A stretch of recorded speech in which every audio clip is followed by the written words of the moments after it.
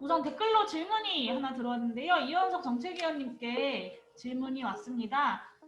그린니들이나 재생에너지로 전환 등은 일반 회계를 해야 하고 탄소세는 정의로운 전환에 세금이 쓰여야 한다고 말씀하셨는데 기본소득으로 배당하는 것이 아니라면 구체적으로 어떤 분야의 탄소세를 쓰는 것을 염두하고 계신지 궁금합니다. 라고 해주셨어요. 네. 저도 좀 궁금했던 게 아까 이제 음, 현물 배당이라는 말씀을 하셨는데 전 탄소 배당이라는 것을 현물로 할 수 있다라는 생각을 사실 거의 안 해봤다가 아까 그 말씀을 음. 듣고 뭐 그런 아이디어도 가능하겠구나라는 생각을 했거든요. 그래서 이 현물 배당이라는 것도 구체적으로 좀 어떤 것을 염두에 두고 있으신 건지도 같이 말씀해 주시면 좋을 것 같습니다. 네네네. 결국은 그 얘기인 것 같아요. 그러니까 예를 들면 그런 겁니다. 지금 화물차에 대해서 화물차 유가 보조금이 나가고 있어요. 지금 아시는 것처럼 모든 화물차는 디젤 엔진을 쓰고 있는 차가 지금 다 돌고 있는 거죠. 그러면은 이제 앞으로 이 경유에 대해서 탄소세를 매기게 되면은 당연히 거기에 이제 많은 이제 부담이 들겠죠. 그럼 이 차를 바꿔야 되는 겁니다. 지금 뭐 전기 트럭도 나오고 있고 수소 트럭도 나오고 있고 또 이제 여러 가지 이제 화물 운송 시스템도 바꿔야 되는 거죠. 오히려 저는 그렇게 해서 예를 들면은 전기 트럭으로 바꾸게 되는 것에 지원이 들어간다거나 이런 게 필요하다고 보고요. 집의 경우에도 이제 아까 이제 이제 집수리 얘기를 잠깐 해주셨는데 이게 지금 아까 지적해 주신 것처럼 모든 사람들을 놓고 봤을 때는 집을 안 갖고 있는 사람들이 더 많은 거죠.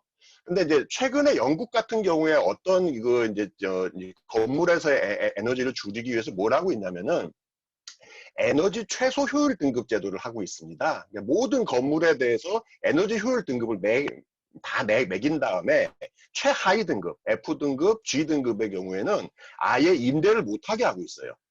그러니까 너무 열악한 집들의 경우에는 빌려주는 것도 못하는 거죠. 이렇게가 사실 되려면 몇 가지 전제가 필요합니다. 뭐냐면은 우리 지금 현재 집들이 보면 정말 열악한 정말 이게 무슨 단열 기준이라든가 엉망인 집들이 굉장히 많거든요. 여기에 대해서 집수리가 들어가야 되거든요. 근데 이게 집주인이 아니거나 아니면은 뭐 내가 돈이 없거나 이런 사람들이 너무나 많기 때문에 집수리를 하면 따뜻한 걸 알면서도 못 하고 있는 거죠. 그리고 뭐 대표적으로 아까 제가 연탄 말씀드렸는데 지금 연탄을 떼고 있는 집들이 사실 연료 전환을 할 수 있는 방법들이 있음에도 불구하고 계속 그냥 연탄을 떼고 있는 거거든요. 그럼 이런 부분에 대해서는 구체적으로 그 집수리를 해준다거나 보일러를 교체해 준다거나 이런 식의 저는 일들이 구체적으로 들어가야 된다고 보고요. 그렇게 본다면은 아까 말씀드린 것처럼 예를 들면 우리가 보일러 한 개만 바꾸더라도 최근에 뭐 가스보일러 하나 한 7, 80만 원 이상 하고 뭐 여러 가지 집수리 하면은 뭐 대략 한 1,000만 원 이상의 돈이 들어갈 텐데 이런 것들은 굉장히 많은 지원들이 들어가겠죠. 그래서 저는 그런 식으로 현물 지원이라고 하는 것들은 구체적으로 에너지 전환 그리고 삶의 질을 개선하는 방향으로 나가는 것들이 맞다고 보고요. 이거 사실 저는 좀 구체적으로 설계하는 작업들이 이제 연초에 많이 좀 발표될 자리들이 좀 있을 거라 봅니다. 사실 좀 설계를 좀 준비하고 있고요. 구체적으로 어떤 분야에 쓰일 것이냐가 더 많이 나와줘야 된다고 봅니다. 아까 저는 굉장히 골치 아픈 문제로 고민한 것 중에 하나가 사실 먹거리 분야거든요. 왜냐면은 이게 각각의 연료에 대해서 부과를 하다 보면은 우리 먹고 사는 것들이 대부분 수입해 오거나 아니면 유통하거나 키우는 과정에서 많은 양의 화석 연료를 쓰고 있기 때문에 그런 측면들에서 굉장히 많은 혼란이 있을 겁니다. 그래서 예를 들면 먹거리 분야에서도 이제 그런 부분들이 같이 고민이 돼줘야겠죠. 전통적으로 유기농이라든가 이런 것들은 뭐 당연히 그것은 그 정책 그대로 가야겠습니다만은 탈화석 연료 시대의 먹거리는 어떠해야 될 것이냐. 우리 알고 있는 트랙터라든가 이런 거 다 기름으로 가고 있는 거잖아요. 이런 부분들이 떻게 될 것인지에 대해서도 좀 종합적으로 고민들이 이제 좀 필요한 시점인 거 아니겠느냐. 그래서 저는 현물 지원은 그런 의미에서는 구체적으로 탈탄소 내지는 에너지 전환을 염두에 두고 있는 거고 단순하게 재생에너지를 더 늘리자는 것이 아니라 이제 탄소 중립이라는 게 한국 사회 전 분야에 걸쳐서 나올 거기 때문에 수송 분야라든가 뭐 유통업 또는 뭐 기타 이제 우리 농수산물 이런 모든 파트에서 실제 어떤 영향들이 있을 건지에 대해서 이제 좀 고민을 해 들어가야 될 시점인 거 아니냐 이렇게 보고 있습니다. 네, 한 가지만 더 여쭤보고 네. 싶은데 그러면 이 전체, 그러니까 탄소세의 재원 전체를 현물로 배당할 수도 있다고 보시는 건가요? 아니면 네, 네, 네. 저는 그럴 수 있다고도 봅니다. 다만 3분의 2, 예, 3분의 2 이상이라고 한 것은 이제 사실 좀 여러 가지 고민들이 있습니다. 이제 저는 지금 교통에너지 환경세에서 도로 수송과 관련한 부분은 과감하게 끊어내야 된다고 보거든요. 근데 지금 실제로 교통에너지 환경세 중에서 일부분은 이제 철도에도 쓰고 있는 게 있고요. 그리고 환경 파트에도 쓰고 있는 게 일부 있습니다. 작아서 그렇지. 그래서 이제 그런 파트들을 어떻게 할 것인지에 대한 고민들 때문에 사실은 3분의 2 이상이라고 보는 거고요. 그리고 3분의 2 중에서도 저는 그것을 100% 현물로 할 것이냐 또는 뭐 이렇게 현금으로 지원할 것이냐 이런 부분들은 많은 고민들이 있어야겠습니다만은 어쨌든 100% 현물 지원이 충분히 가능하고 보고요. 그것을 어떻게 선택할 것이냐라고 하는 것들은 조금 더 논의가 필요하겠죠. 그래서 사실 내년도 봄에 관련한 구체적으로 탄소세 법을 낼 때쯤이 된다면은 조금 더 지금 얘기하는 것보다는 구체적으로 숫자를 갖고 얘기를 할 수 있는 기회가 좀 생기지 않겠나 저는 그렇게 고민하고 있습니다. 네, 감사합니다. 네, 탄소세 관련돼서 제가 올해 있었던 국정감사에서도 탄소세와 연동된 탄소 배당을 정부가 검토해야 하지 않겠냐라고 처음 이야기를 했었을 때 당시 홍남기 경제부총리가 제가 이야기하는 배당과 연동되어야 하는 이유, 뭐 이것의 역진성이라던가 이런 것들을 들면서 바로 그런 문제 때문에 탄소세를 검토하기 좀 어렵다라고 답변을 했었습니다. 근데 불과 한 2달 정도 지나서 이 탄소세를 정부가 적극적으로 검토하겠다, 연구 용역을 진행하겠다라는 어떤 전향적인 입장이 나온 것에 대해서 저는 이거 자체로도 굉장히 큰 성과라고 생각하고요. 이현석 정책위원님 말씀하신 것처럼 아마 올해가 지나고 내년 초가 되면 더 구체적인 논의들이 많이 진행될 수 있을 거라고 생각합니다. 정부의 연구 용역만 기다리고 있는 것이 아니라 각 모델들이 구체적으로 논의되는 장들이 열려야 한다고 생각하고 저 역시도 이제 국회에서 그런 구체적인 모델이 논의될 수 있도록 관련된 법안을 현재 준비하고 있는 중이고요. 아마 내년에 또 여러 가지의 법안들이 제출되어서 국회에서 탄소세가 좀 본격적으로 논의되지 않을까라고 기대하고 있습니다. 그러면 이제 발제자분들과 토론자분들의 마지막 발언을 한 1, 2분 정도 짧게 들어보고자 하는데요. 먼저 금민 소장님 먼저 하시고 토론하신 순서대로 마지막 정리 발언 듣고 오늘 토론을 마무리하도록 하겠습니다. 네, 금민 소장님. 네, 제가 이 탄소 배당 100% 전액 배당되는 탄소 배당형 탄소 배당과 연동된 탄소세를 주장하는 이유는 이게 가격에 100% 반영된다고 생각하기 때문이거든요. 만약에 세수의 3분의 1을 기금, 에너지 전환 기금에 쓴다 그러면은 3분의 1만큼 가격이 오르는 거고, 그만큼 피해를 보는 거죠, 저소득층이. 100%만큼 오르지는 않지만 33%만큼 오르겠죠, 가격이. 그 정도는 역진적인 거예요. 역진성을 완화시킬 뿐이지 역진성을 없애는 건 아니죠. 다음에 이제 현물 배당이라는 것은 이제 에너지 전환 기금, 그 R&D에 쓰는 건 아니잖아요. 현물 배당이라는 건 좀 다른 개념인데, 이거는 모델에 대해서 각각 재분 평가를 봐야 돼요, 이거는. 그러지 않고선 얘기하기 힘들다. 그런데 자칫 잘못하면 이거 세수 중립성을 깬다라고 저는 생각합니다. 왜 그러냐? 아까 말씀하신 뭐 에너지 최소 효율 등급제는 일종의 규제 정책이고요. 그런데 거기서 최하 등급에 대해서 뭔가 지원해 준다 그러면 그 지원의 혜택은 사실 세입자도 보겠지만 실제 자산 소유자가 보죠. 그러니까 사실상 이게 굉장히 역진적일 수 있다. 그러니까 33% 역진성을 더 키우는 방식으로 설계될 가능성이 매우 농후하다고 저는 좀 우려를 갖습니다. 여러 가지 전기차에 대한 보조금이라든지, 뭐, 한국에 사실, 아까 제가 에너지 부분이 86%라고, 대출 범위가 86%라고 얘기했는데요. 거기에 수송도 들어갑니다. 왜냐하면 직접 에너지를 떼는 거니까 수송 들어가는데, 그게 한 16% 정도입니다. 그러니까 사실 수송만 좀 바꿔도 굉장히 많이 배출이 주는 건데, 이건 정말, 그린 뉴딜의 핵심 분야 아닐까. 뭐, 문정부도 이것만 하겠다는 식으로까지 지금, 좁혀가지고 밀어붙이는 것 같은데 에너지 생산보다 이 수송에 더 방점을 좀 약간 보면 좀 비대칭적인 관심을 갖고 있는 것 같은데요. 근데 어쨌건 이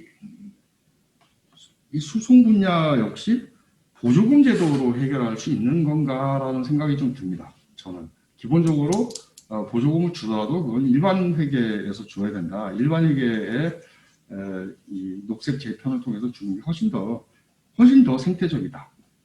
탄소 세수를 주는 것보다는 훨씬 더 생태적이다라는 생각을 가지고 있습니다. 영국과 독일의 비교는 굉장히 유명한 비교인데요. 영국은 탄소세 물론 배당 안 합니다. 세율도 낮아요. 세율도 낮은데 탄소세를 도입했는데 탄소 배출량의 감축 효과가 사실 독일보다 더 많습니다. 그런데 물론 독일도 탄소 배출량이 줄어들고 있어요. 근데 영국은 탄소세 도입 이후에 2012년인가요? 그쯤일 겁니다. 급격하게 탄소 배출량이 줄어들었습니다. 반면에 재생에너지 투자는 독일이 훨씬 더 많이 했어요.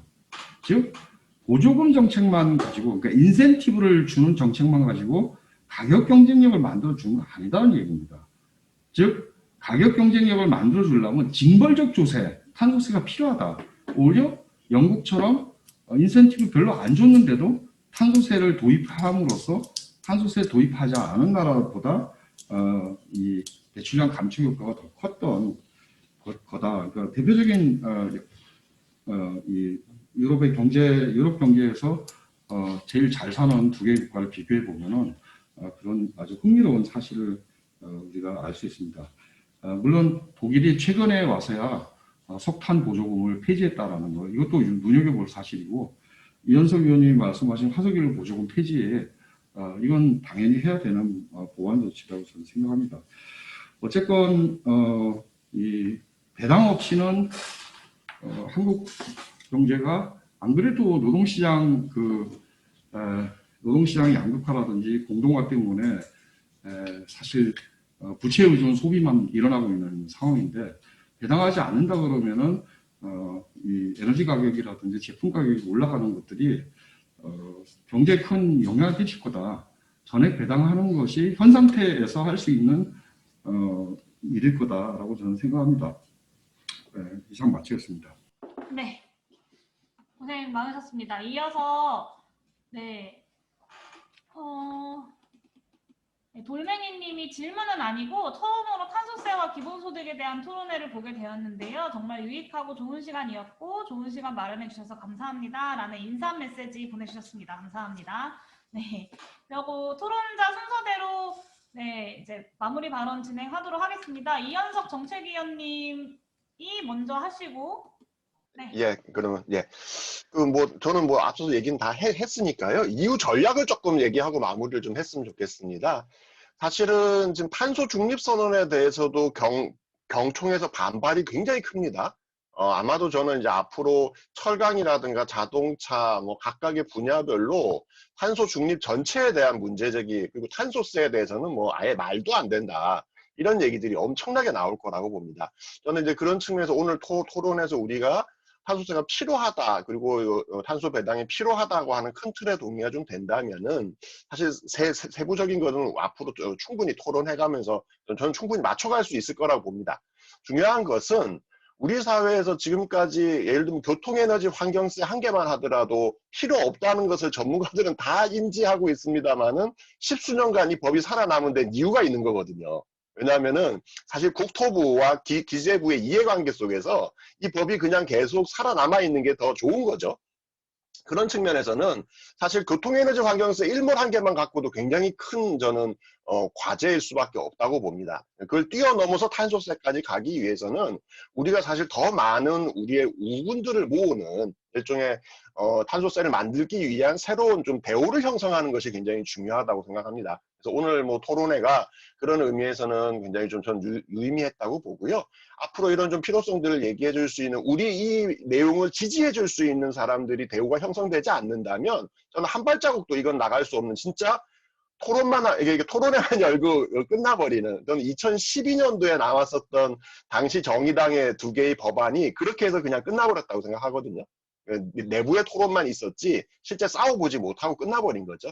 그래서 이제 이후에 좀 더 적극적으로 결국은 가장 많이 반대할 때는 1차적으로 산업계일 거고 정부도 굉장히 많이 반대할 겁니다. 거기에 어떻게 맞서 싸울 수 있을 것인지에 대해서도 이후에 추후에 좀 자리를 별도로 해서 논의할 수 있었으면 좋겠습니다. 이상입니다. 네, 이어서 윤영중 정책위원님 마지막 마무리 발언 듣도록 하겠습니다. 네, 지금 잡고 하고 있는데 이전보다는 잘 들리시죠? 네, 그렇습니다.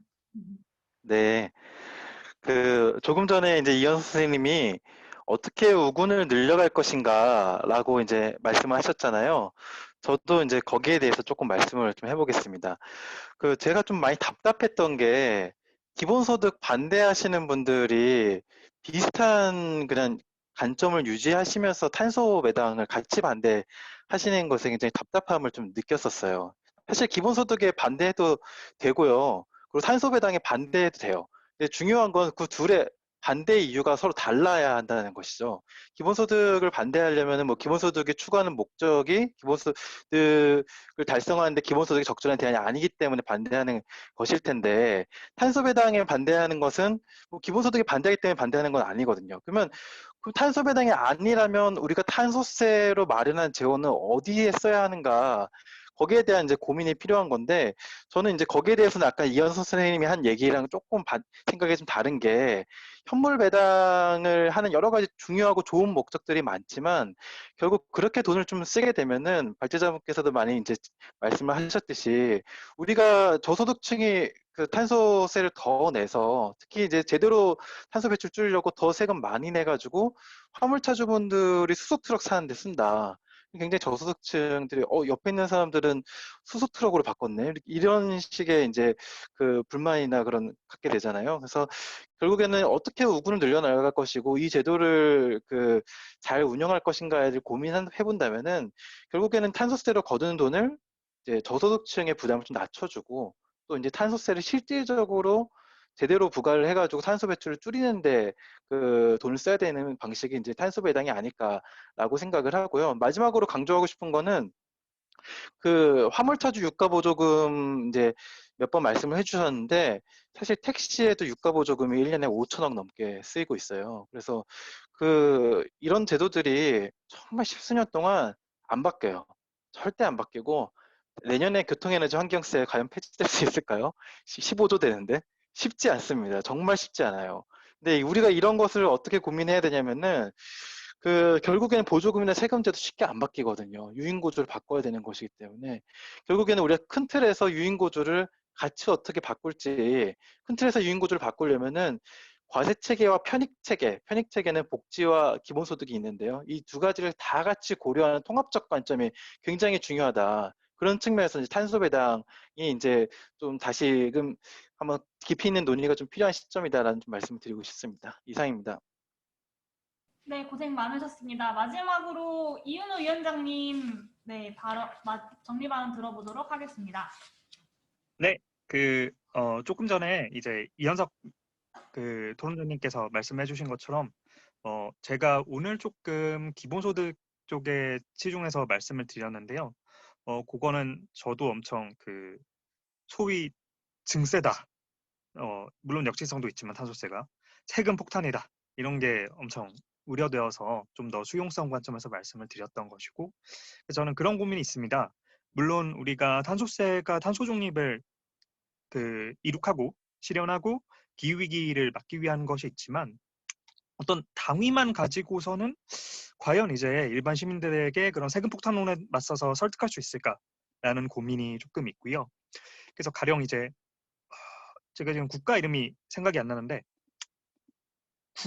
조금 이제 발제자님께서 이제 저한테 이제 답변해 주신 것에 대해서는 조금 이제 탄소세를 이제 지원하기 위한 역진성을 완화하기 위한 조금 기능적인 측면에서 이제 배당이라는 그냥 단어 뜻 그대로 이렇게 좀 사용하신 측면도 있는 것 같았어요. 그래서 저는 그렇다면 이제 지원금 이런 이제 다른 방식의 워딩도 가능하기 때문에 좀 더 이제 시민 배당의 차원에서나 아니면 기본소득이나 어떤 생태 배당 쪽의 관점까지 이제 합쳐서 나아간다면 조금 다른 워딩을 사용할 수도 있겠다. 왜냐면 같이 공격받아서 자칫하면은 이제 이후에 기본소득이나 생태배당이나 이제 그런 더 큰 시민배당까지 좀 같이 엎어질 수도 있겠다는, 이걸 잘 방어해서 여론을 만들어 가야겠다, 이런 좀 고민과 이런 과제가 생각이 나고요. 그래서 좀 이제 영국의 이런 뭐 가족수당이나 아동수당 이런 게 좀 그 진보나 보수 이런 걸 막론하고 좀 지지를 받아서 이제 통과됐던 것처럼, 물론 그건 이제 어린이, 아동 이런 게 들어간 것도 있었고 시대적인 배경도 있었지만, 보수나 진보 모두가 좀 당위를 넘어서서 각자 유리한 걸 보고 또 가져갈 수 있게 만드는, 이런 단순히 워딩만이 아니라 그런 이제 설계와 또 병행해서 다른 입법 과정들도 이제 필요한 것 같습니다. 그리고 마지막으로 이제 그 탈탄소를 위해서 탄소 산업 이런 거 지원들을 이제 줄이는 것도 말씀해 주셨는데, 물론 다들 이제 고려하고 계시겠지만 민주당에서 낸 에너지 전환 기본법인가요? 에너지 전환 지원법처럼, 물론 그게 좀 비판도 받고 있는 것으로 저도 알고 있습니다만, 이렇게 좀 탄소 산업이 어떻게 지원할 수 있을지, 또 이제 그 기본 탄소 배당을 만약에 100% n분의 1 해서 나눠주는 방향으로 간다면, 이게 좀 어떻게 이런 탄소 산업들이나 정의로운 전환도 이걸 산업이 전환될 수 있을지, 다른 기금 같은 것들도 저희가 계속 고민해봤으면 좋겠고, 이걸 이제 일반 회가나 특별회계에 산입하는 것을 포함해서 좀 어떻게 다음 혹시나 이제 뭐 다다음 정권이 바뀌거나 이래도, 보수 정권이 잡거나 해도 이걸 어떻게 안정적으로 가져갈 수 있을지에 대해서 같이 고민하고 설계해봤으면 좋겠습니다. 네, 감사합니다. 네, 고생 많으셨습니다. 네, 사실 제가 이 탄소세 관련 토론회를 되게 오래전부터 진행을 하고 싶었는데요. 사실 코로나 때문에 계속 좀 연기를 하다가 이 탄소세, 그리고 탄소 중립, 뭐 탈탄소, 기후 정의, 기후 위기라는 주제가 더 이상 미룰 수 없는 주제라는 생각이 들어서 이렇게 비대면으로 오늘 토론회를 좀 진행하게 되었습니다. 미룰 수 없는 주제에 대해서 소중한 토론을 오늘 이제 발제자님과 토론자분들이 해주셨다고 생각하고요. 감사 인사드립니다. 기후위기는 현실로 닥쳐오고 있습니다. 그리고 먼 미래의 일인 것만 같았던 기후위기가 이제 많은 국민들이 또 체감하는 위기가 되었는데요. 이 탄소 배출량 감축, 기후위기에 대한 대응이라는 당위성 앞에 진보와 보수가 따로 있을 수 없는 것 같습니다. 그리고 탄소세는 탄소 배출량 감축을 위해 또 피할 수 없는 정책이라는 생각이 많이 들고요. 오늘 토론한 기본소득 탄소세는 이 탄소세 세수를 탄소 배당으로 국민들에게 이제 모두 지급을 하고 기후위기에 대응하면서도 불평등을 해소하는 그런 효과적인 탄소세 모델이라고 저는 생각합니다. 그래서 오늘 토론회에서 의견 주신 내용들, 그리고 검토한 내용들을 바탕으로 탄소세와 그리고 탄소 배당이 연계된 모델에 대해서 입법화하기 위한 노력을 내년에도 계속해 나가도록 하겠습니다. 그리고 또 오늘 토론회를 시작으로 국회와 시민사회에서 탄소 중립에 대한 실질적인 대안을 모색하는 더 구체적이고 더 실질적인 공론장이 더 많이 열리기를 진심으로 바랍니다. 오늘 발표를 맡아주신 금민소장님, 그리고 토론자로 나서주신 이현석 정책위원님, 윤형중 정책위원님, 그리고 이은호 위원장님 감사드립니다. 그리고 공동주최로 함께해주신 국회 기본소득 연구포럼의 동료 의원님들, 그리고 이재명 경기도지사님께 감사 인사드립니다. 그리고 후원해주신 경기연구원, 그리고 기본소득 한국네트워크, 마지막으로 기본소득당에도 감사 인사를 드립니다. 끝으로 여러모로 참 힘든 한 해였습니다. 집중호우도 있었고 코로나19라는 전 세계적인 위기가 우리를 참 힘들게 했는데요. 한 해 힘든 한 해였지만 잘 마무리하시고 내년에 더 행복하고 더 건강한 한 해를 우리가 함께 보낼 수 있기를 바랍니다. 오늘 토론을 함께 해주시고 사실은 이제 예정된 시간보다 한 20분 정도 초과가 되었는데 긴 시간 동안 함께 해주신 많은 분들께 또 감사 인사드립니다.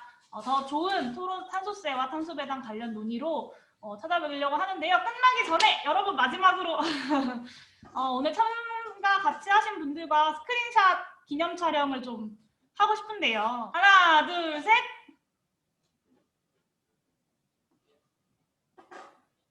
네, 마지막 비대면 기념 촬영까지 함께 해주셔서 진심으로 감사드립니다.